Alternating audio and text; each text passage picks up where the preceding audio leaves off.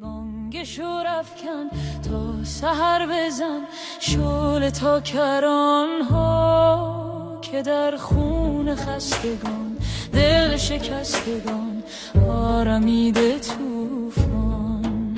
به آیندگان نگر در زمان نگر بردمیده طوفان. قفس را بسوزان رها کن پرندگان را بشارت دهندگان را که لبخند آزادی خوشه شادی تا سحر بروید. سرود ستاره را موج تشنه با آهوان بگوید.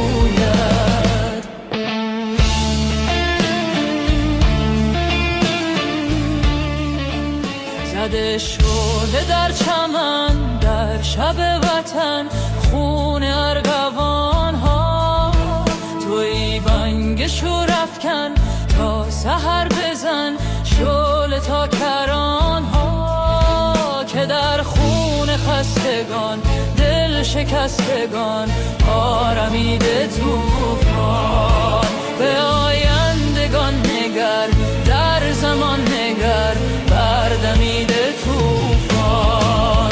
قفس را بسوزان رها کن پرندگان را بشارت دهندگان را که لبخند آزادی خوشه شادی تا سحر بروید. سرود ستاره را موج تشنه با آهوان بگوید. ستاره ستیزد و شب گریزد و صبح روشن آید. زند بال و پرزن و آن کبوتر و سوی میهن آید. گرفته تمام شب شاخه‌ای به لب سرخ و گرد افشان. پرد گرد گسترد دانه پرورد سر زند بهاران.